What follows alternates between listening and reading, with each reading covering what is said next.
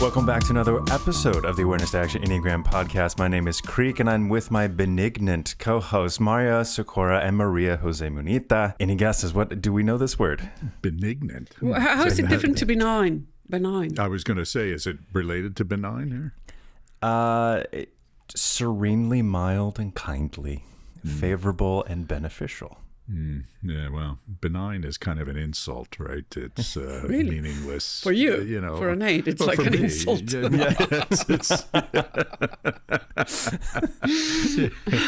Yeah, yeah. If you call somebody benign, it's like they're like a turd on your shoe that you're wiping off. Yeah. You know? So, No flavor, no juice, no anything. that's right. Yeah, no animus. Yeah. Oh, wow. Okay. Anyway. All right. So let's jump into our topic today. We're talking about the awareness to action process. So why did you choose that one, in Creek? the episodes. We do keep these in the episodes, right? I mean, because boy, yeah. All right. Okay, go ahead. So why did you choose that one? Is it because you have a list and you just pick? Or I get words delivered to me almost daily, so I don't have to go search for them, you know? So I just go into my email and find one that seems relatively related to human beings, and I go with it, you know? to just any human being words? or to us? Just don't take them personally. I'm just, Hard not to when you say with my benignant co-hosts. It's just yes. I mean, that would be true. Serenely mild and kindly. I mean, Yeah.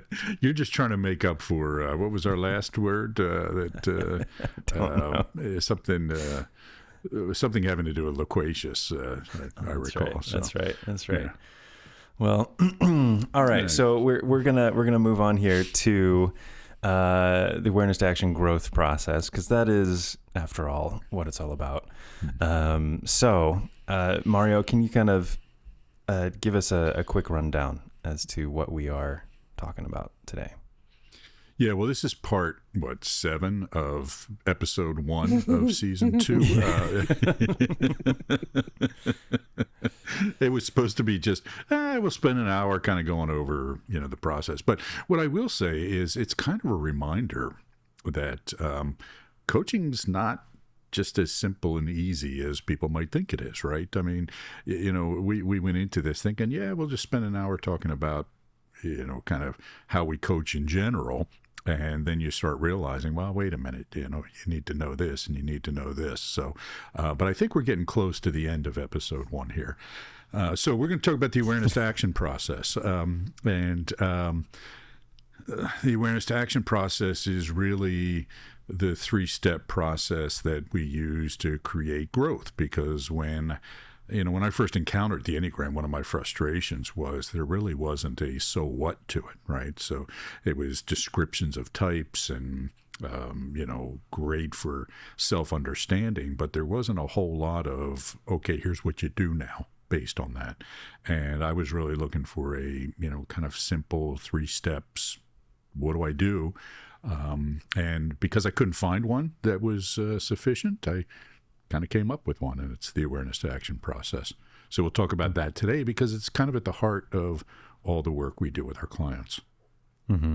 Mm-hmm. Yeah, I think that for us, because it's not something that everyone kind of keeps in mind or knows how to approach, it's like our secret recipe or secret weapon.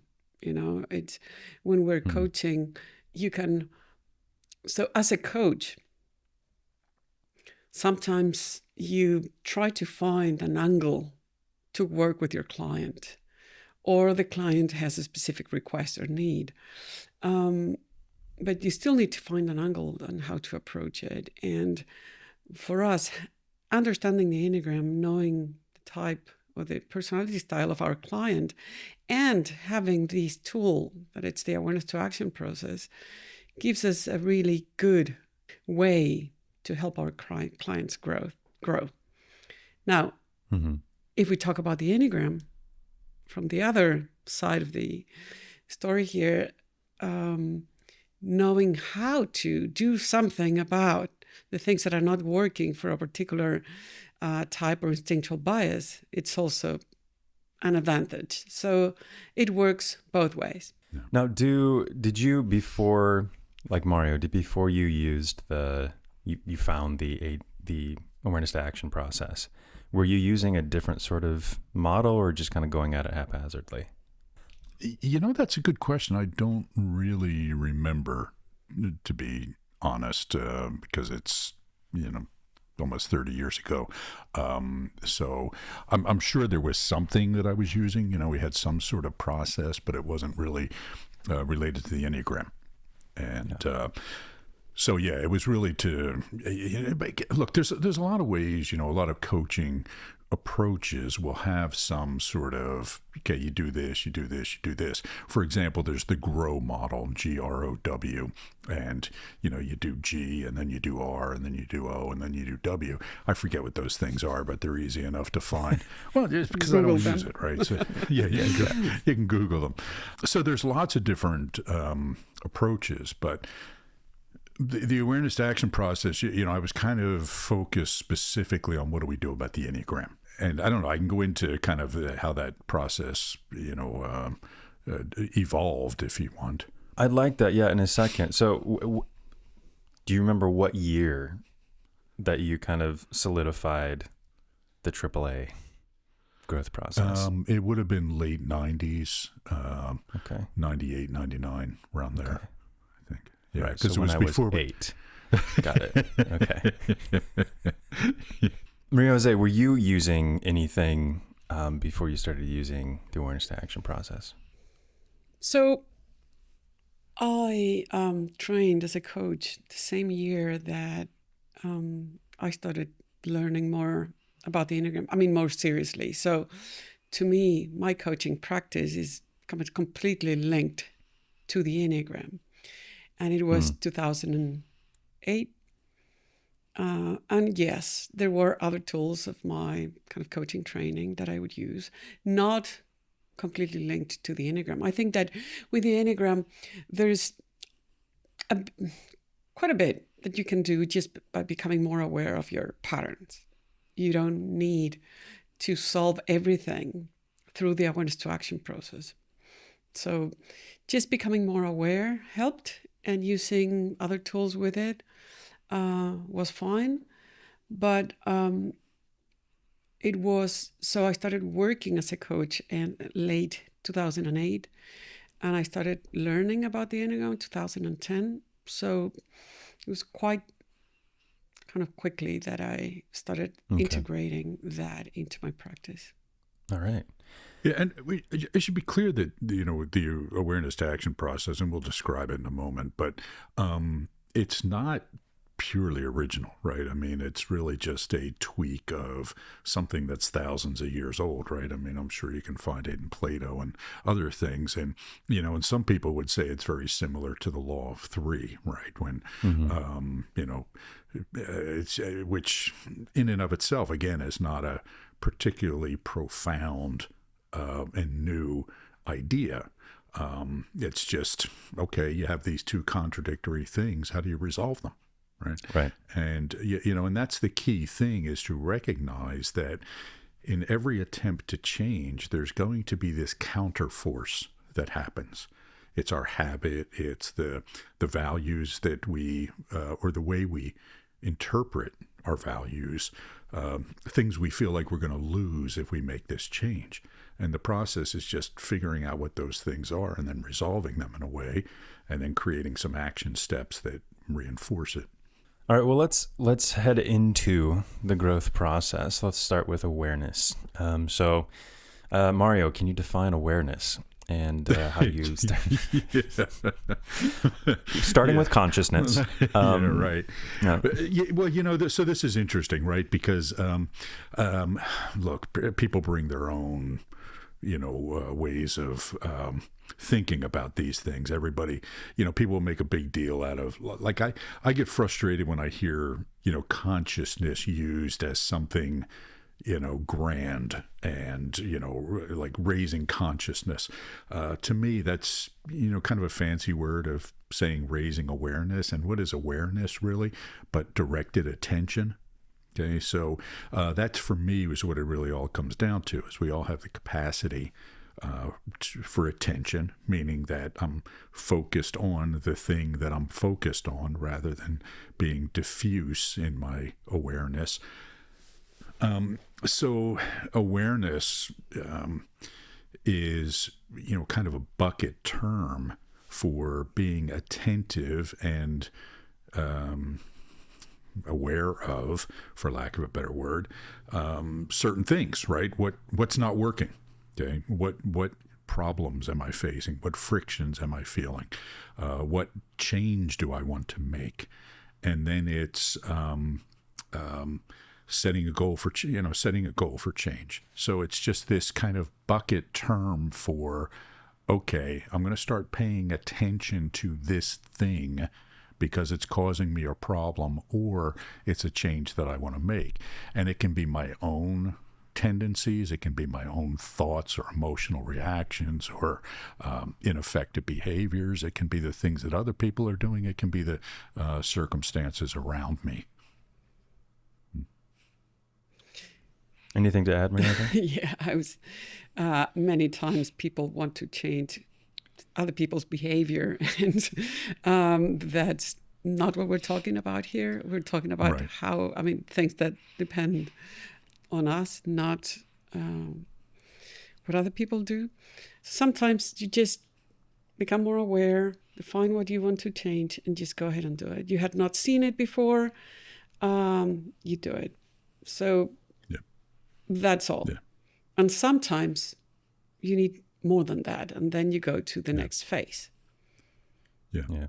Minimum effective dose. Yeah, and so usually, just to María José's point, okay, try doing this instead of that. Okay, but then we run into trouble sometimes. Okay, sometimes we don't. Sometimes, oh, well, that was simple. Okay, I just stopped doing that and I start doing this. We talked last time about putting a period at the end of a sentence instead of ellipsis with the 9. And sometimes we can do that, but other times we run into a conflict of needs. Okay, because the old behavior that we're trying to stop conflicts. Gives us something that we're afraid we'll lose. Okay, it satisfied some need, and we may not be aware of what need that thing was satisfying. It may just feel comfortable, right? It may be as simple as that. It's just a comfortable behavior and it's hard to change. But it may be, but if I do that, I will lose this. Okay, and this is where we start to realize friction, and this is where the second step, the authenticity piece, comes in, right? If the client just goes out and makes the change, great, move on to the next thing. But if they come back and they say, this is hard, this is where we start going to the next step. Yeah. And what is that next step? Oh. As a coach, you start, it's not anticipating, but sometimes you just know that certain changes will be difficult for certain people. Yeah. So even if they say, okay, I'll do it, I say, okay, so picture yourself doing it. How would you feel? What do you think is going to be your reaction? And just to bring that resistance up, because it feels from here that, yeah, it's a good idea, but just kind of many times no, with a certain degree of kind of probability that they will they'll struggle. They'll struggle, yes. Yeah. That's an excellent point, María José. And I would use the word anticipate. You seemed a little reluctant to use that. Yeah, we've been talking about this and probability, anticipation, prediction, and I wanted to be careful with that. But Yeah, because again, when you've coached, 109s, whatever, it's like, okay, well, 99 of them have had trouble doing this thing. For others, this one's been easier, that thing's been easy. But so, yeah. And I think that just speaks to the importance of you as coaches to stay present and aware and not just, okay, you're a 9, so like you just kind of turn off your brain. You're like, I know where this is going. This is blah, blah, blah. Right. Like, what is the human in front of me struggling with? Yeah. And how can I tailor it to their experience instead of just slapping another thing that you always slap on? Yeah. And if you don't do that, you can lose credibility with the client, right? Because, there are times when you're working with someone and say they're a 9 and, there's a particular behavior that you've seen a lot of 9s fall into the trap of doing. And you say, well, you want to make sure you're not doing this, but it's something they already worked on, right? That's something they got feedback on earlier in their career and they stopped doing. So you don't never want to go into an engagement assuming that somebody has a problem that they don't, right? Because it feels to the client like you're wasting their time. Oh, you're telling me something I've known for 10 years, sort of thing. So you always have to look at the situation and treat it as it is, rather than just through the Enneagram lens. Yeah, I was talking to a client the other day, and he's preserving, right? And so he said something about, I just need to be more proactive about building my network, and like if it were an easy thing.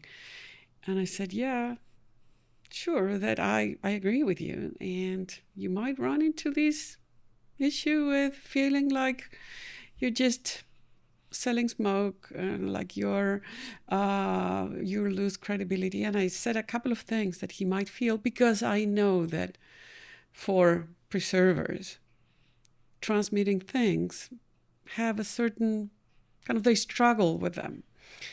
And he said, yeah, that's true.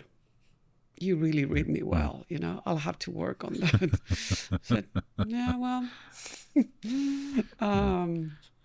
not my first rodeo. Yeah. Do you know that phrase, Maria? I do. We okay, good. Yeah, we were talking about other cowboy-related phrases before the podcast started. But do you have something similar to that, Maria Jose? What? In Spanish? No, we don't have we do have rodeo here, but it's not that big. No. I'll think of something, but not that it comes to mind. All right. Yeah. Anything else to say about awareness before we move on to the next step? Yes.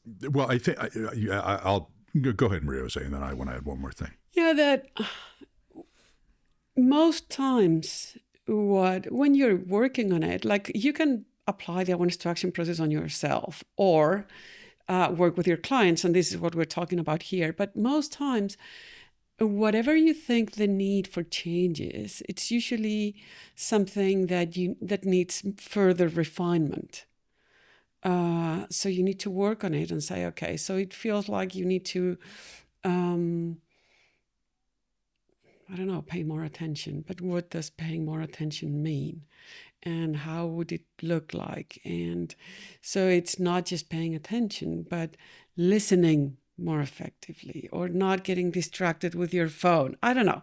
So many times it needs refinement, and you need to take the time to go through it. Yeah. The other thing I think is important to point out, and it's easy to kind of skip over it, which is maybe why we did, a big part of the awareness process is recognizing our habitual tendencies. Okay. I should be doing this, but I have a tendency to do this. And that's where the Enneagram is so valuable, right? Because it says, well, here's, pay attention to your patterns. Pay attention to how easy it is for you to fall into the trap of this, or how challenging it might feel to do that because of your personality. And so even though, like we said, the awareness to action process or other variations of it aren't particularly novel, what's really novel is adding the Enneagram to it, right? Because it really heightens that ability for awareness. Oh, yeah, well, there I go doing my 8 stuff again, right? Mm-hmm. And so I see it a lot more quickly because it says, look here. Right? We like to say that the Enneagram is a problem resolution protocol, okay? Meaning it just, like when you have problems with your Wi-Fi and you turn it off and, turn it back on or whatever, that's the first thing you do because it solves a lot of the problems. Well, the Enneagram in the awareness phase says, look here first, because that's probably, not always, but probably where the problem is coming from. I'll say one more thing here. I think I also notice that sometimes if someone is not very practiced in awareness and self-observation, they can mistake the stories they've been telling themselves or desires as awareness instead of what's actually happening, like the actions that they're actually taking, the things that they're actually doing instead of the stories they're telling themselves about what they're doing. Yeah. Go ahead, María. Yeah, and that's why understanding of all these layers of clear thinking and understanding that we tell ourselves stories, and if we want to see more clearly, these patterns more clearly, it's good to know yourself better. It's to understand your personality, your culture, your biases, and all of that. So it's hard to see ourselves clearly. And that's why having somebody in front of you helping you see through that. And all these things kind of take us to the authenticity phase, right? And the authenticity Why don't we do phase, another chapter about authenticity? I'm joking. Another episode. Yeah. Yes. And we're out of time here, folks. No. Yeah. And look, this is, this idea, any of these points we could talk about for a whole season, right? We could talk about awareness, like in our certification program, we talk about the qualities of the mind, for example, and I think we might have discussed those in previous episodes. But, this, you could spend years talking about any of these things. Who would want to talk years about or let alone listen to it? You two have talked for years about yeah, this. well, but not just not recorded. Yeah, well, that's true. Yeah, this is true. What have we done with our lives, María?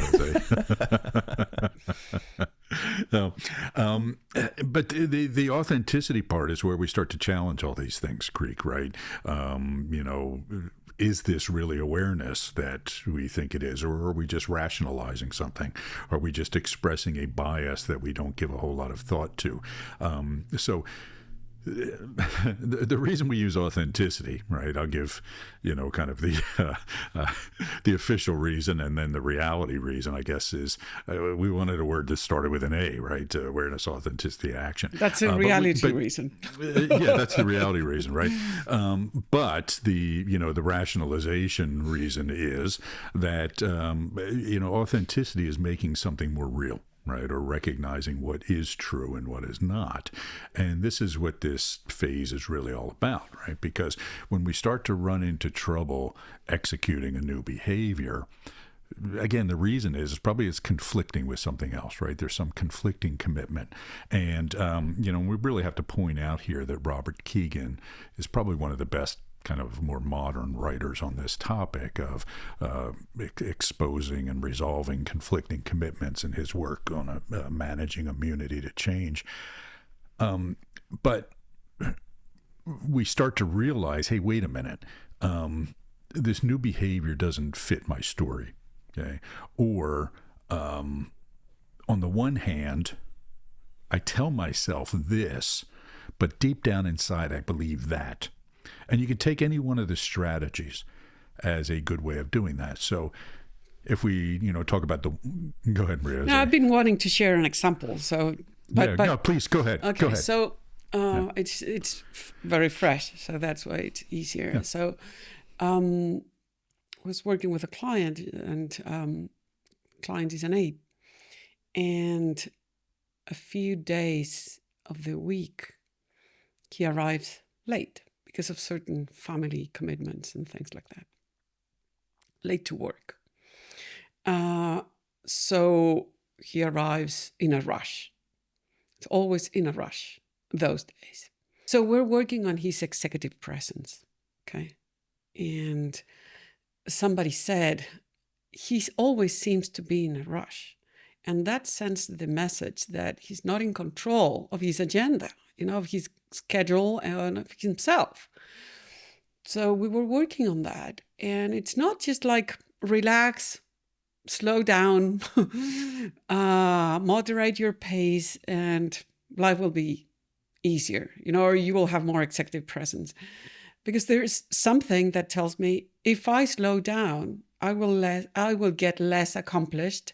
I will lose power. So I don't want to do that. So before going into the action, we started thinking, okay, so what's on your mind when you get to work and you're kind of in your mind, kind of late? Well, that I'm late, that I should have been working 3 hours earlier. So I need to make up for that. I was like, okay. Now, do you realize that you will get at that time anyway? So that's not late. That's kind of the time you get to work those days. And slowing your pace down will give you more executive presence. People will trust that you are more in control, and you might have even more impact.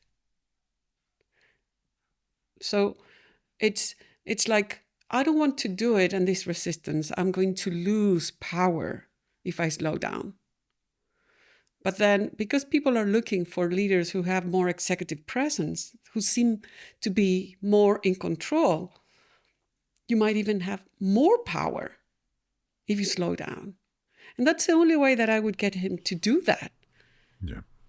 Because otherwise, it's all losing power, losing my ability to get things done.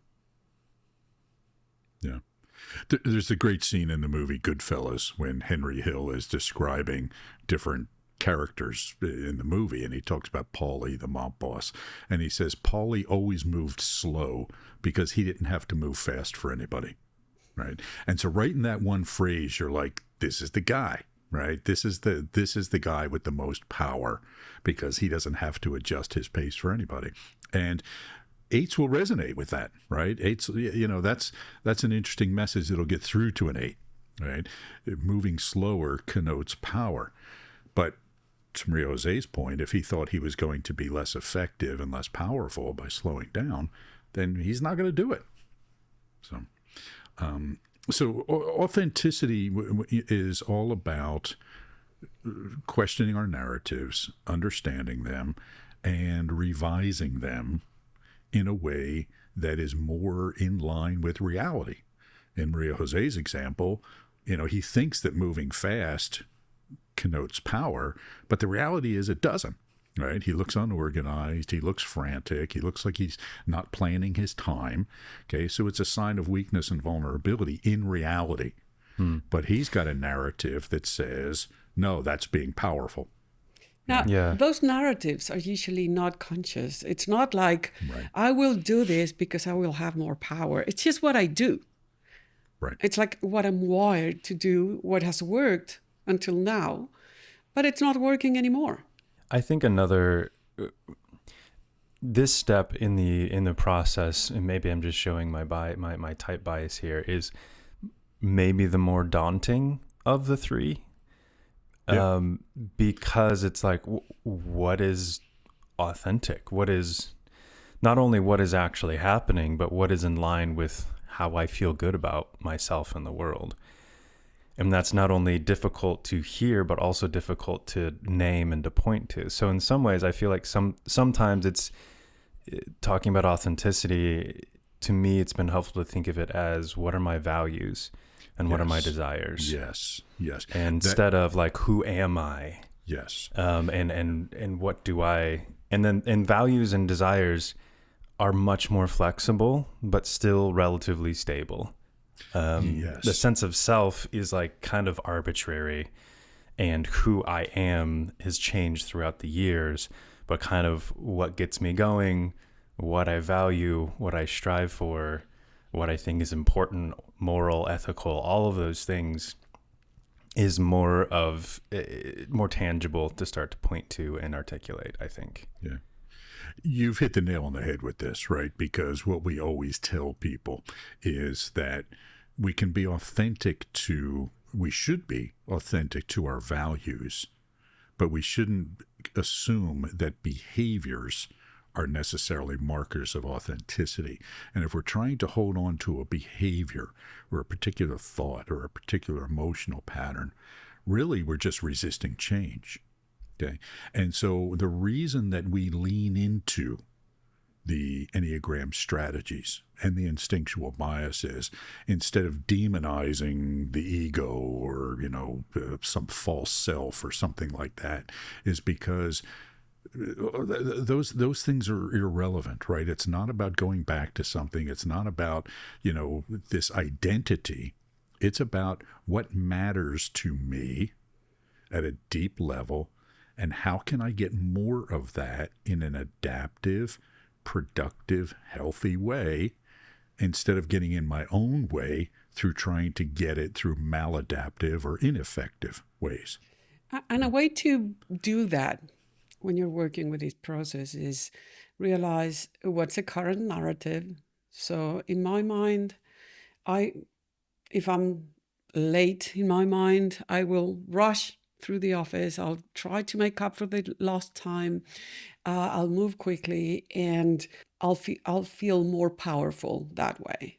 Now, when you think about it with a long-term perspective, and realize that people see me, as we said, not in control, not organized, and all of that.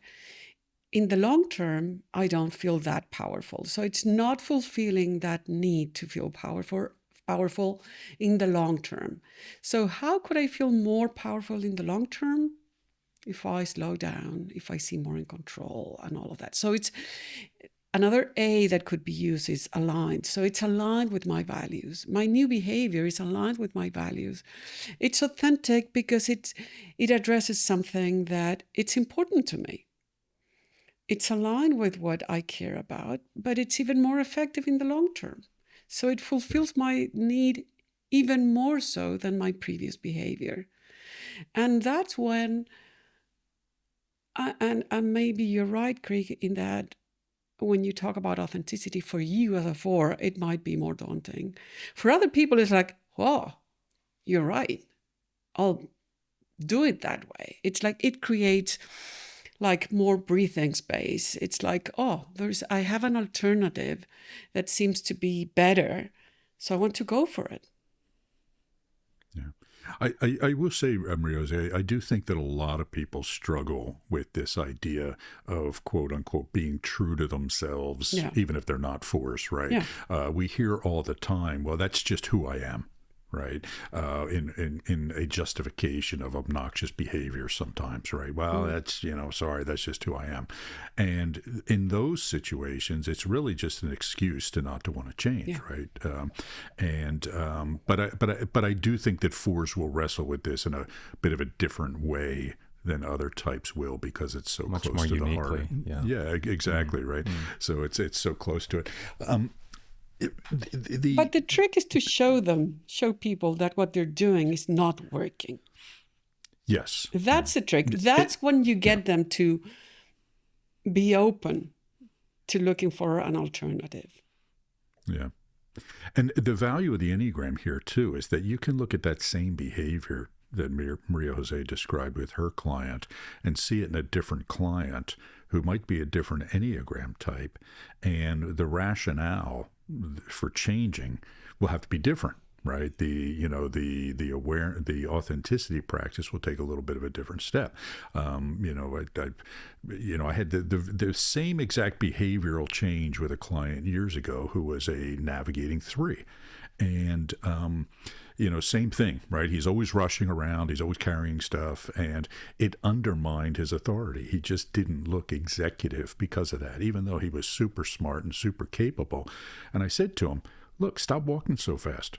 Stop carrying things. Okay. You look like the guy that's here to fix my computer. Right. And that just was a dagger in the heart for a navigating 3 who wanted to be, general manager. And so it wouldn't have had the same, it wouldn't have landed the same way with an 8 or a different type. So you've got to find, okay, how do I rewrite this particular person's story in a way that makes it appealing? And the Enneagram helps us do that. Anything else for the authenticity piece before we move on? It requires a lot of practice.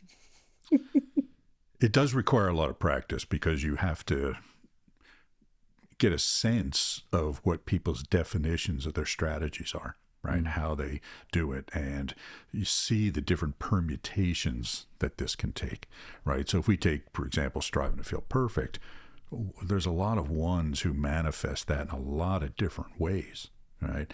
And you have to kind of, play with it and work with it and observe it and talk to people about it. So you get a sense and you can more better help the person expose their own particular narrative about this so that you can then help them change. How they express the strategy. Exactly. Not how the right. strategy influences expresses them. in them. Yeah, absolutely right. So what is my implicit understanding of what it means to be perfect? I'll give an example. I was talking to a transmitting one the other day, and he gave a guy feedback on a PowerPoint presentation that he did, and he wondered why it went so off the rails, right? Poor guy. And he said, "Look, I was just trying to help him. I was just trying to get him to see that from the goodness of my heart." Yeah, and it really was, right? I mean, the guy really was trying to help, but it was, but it kind of started off with, "Well, why did you put this on the first slide? And look, you got different fonts here. That's no good. Yeah, who does that?" And kind of went through these things, and and then afterwards he said, "Look, in general, you did a great job. But by this point, the guy was kind of crushed, right?" And so I said, "Okay, let's language this a little bit differently." Right. And we went through that, and the guy was kind of shocked, because he just couldn't understand why his subordinate had the reaction he did. I mean, the guy even went to HR to complain about it, right? So again, it's, the one, particularly the transmitting one, can come at it from a very particular angle, and you have to help them say, this is your definition of what it means to be perfect, to point out to people what they did wrong so they can fix it, right? And so they get right to the point as efficiently as they can, which other people take as a criticism, take as some harsh, brutal truth-giving. So you have to step back and say, okay, I can be more perfect at giving feedback if I create an environment where the person accepts the feedback instead of feeling wounded by it. All right. So that's the rewriting of the strategy there. Yeah. So that's the I can feel more perfect. I can feel more insert strategy here. That's the authenticity piece. Yeah. And sorry, one last thing. Okay. But I won't promise it's the last one. It is important to try, or not even to try, to never tell the person, and I think Mario said it, like not to demonize the ego, the strategy, the instinctual bias, and say, you have to let go. Perfection is fine, but I don't try that hard. People make mistakes, so relax. That will never work. Yeah. So you need to change the description or the narrative you have around what perfection is. That's how you work with it. You start expanding your definition of perfection or power or all the strategies, so that it allows for more adaptive behaviors to be part of it. Yeah, when you start to see your ego or your personality as an enemy that needs to be combated, that needs to be tamed, you're fighting a losing battle, right? You're going to lose that fight. But when you see it as something, or when you see your own mind as something you need to negotiate with and collaborate with in order to get a more beneficial result, that's the solution. So don't try to go against somebody's 3-ness or 8-ness or 1-ness or whatever it is, because you will lose, right? But work with it and you'll get results. Same thing applies to the instinctual biases. So work with it and you'll get results. Transition point to action. No, wait, but... Yeah, okay, here we go again. I have one more last final thing. I don't. Yeah. Yeah. And action, look, this is the part that matters, right? Mm-hmm. You got to do something. And, we can say, oh, this is Mario just being an 8, blah, blah, blah. But I'm sorry, folks. This is the important part. Yeah. But the other two need to happen as well. Absolutely. You can't just jump to action. Oh, absolutely. Absolutely. Okay. The problem is that this is the part where a lot of people stop. Okay.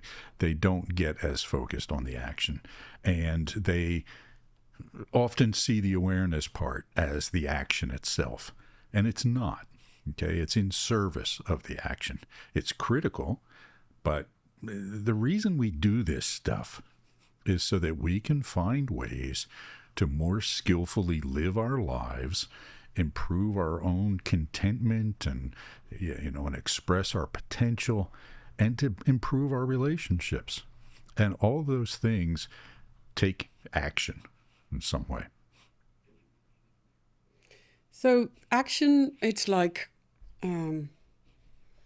creating muscle to change behaviors, to adopt new behaviors. So it needs to be something very specific that they can do, hopefully right away, so that they start practicing a new response to a trigger that they used to respond to differently.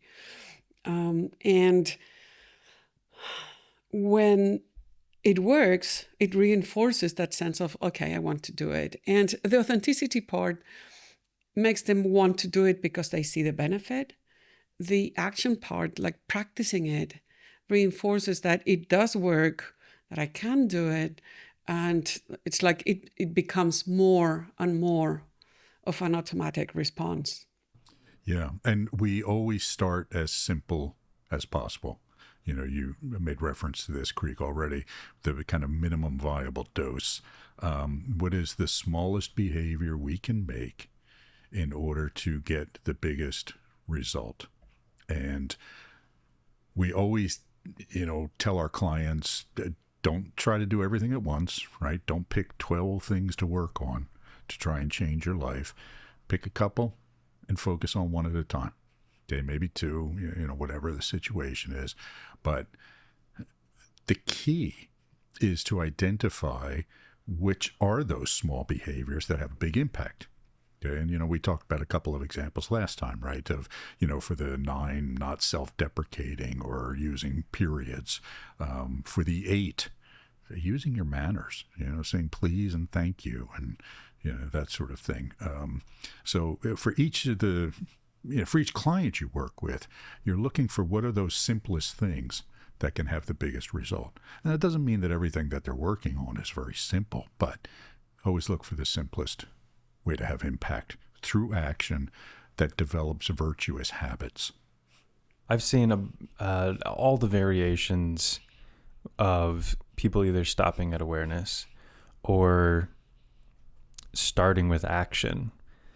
Skipping over authenticity entirely, retroactively applying reasoning to their actions, which I do think, of course, just doing something has potential to help, but it's a bit haphazard and not sustainable. It's the classic New Year's Eve, New Year's resolution sort of thing, where it's just doing it without any sort of actual plan or aligning with values, or even what actually needs to change. They're just like, I hear running's a thing you can do, and just doing it, whether you should be running or not.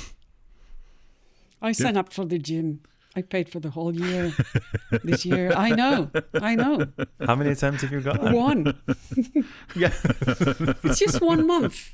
In month 2, I'll go twice. No, it's been a tough month. So December you'll go 12 times. It's been a tough month, but yeah, well, I'm hoping to prove me wrong. Yeah. And look, some things are just hard for a variety of reasons, right? But, the thing we learn, and so, for example, I'm not one to, pontificate on health and well-being here, but... You're one to pontificate, but... I am one to go pontificate, on. So we always want to look for ways to make things easier, right? So if you the gym, for example, the common advice is to, make a pact with a friend to do this, right? And, and that makes it easier. I have kettlebells, by my door and, by my office. And sometimes I just step over them and other times I, pick them up and move them. But I'm more likely to pick them up and move them around because they're in my way to the kitchen than, if they, were down in the basement where they were before. So there are things we can do that don't require, huge self-examination. Okay. It's when we run into a struggle to actually do this new behavior we want to do that we really need to get into the awareness and authenticity parts of it. Okay. It's when the pull-up bar becomes a clothes hanger. Yeah, exactly right. Yeah. Right, but it's when something's not working that we want to say, okay, why isn't this working? That's the awareness piece. Okay, what limiting beliefs do I have that are keeping me trapped where I am? How do I rewrite those beliefs in a way that feels authentic to me, that feels reasonable to me, so that this new behavior is more attractive? And it doesn't mean we're going to succeed every time, and it doesn't mean we're going to, that any process is going to work to guarantee change, but these are things that make it more likely than otherwise. Very good. Any other final thoughts on action? Yeah, I think that as a coach, I make sure that when I review or kind of the actions they've said they would undertake, I try to make them reflect on how it made them feel, like to make sure that they realize that they didn't lose power or didn't feel like they were losing on perfection, but feeling even more so. So just to reinforce that narrative. I'll just add that I think that just the power of taking action is not always recognized for the impact it can have. For look, I'm sitting around, I'm not feeling motivated, I'm in a funk. Go out and take a walk, right? I mean, our actions change our physiology, which changes our psychology very often. Okay, we all know that we feel better after we get out and we move around a little bit. Okay, so that's an example of just do something.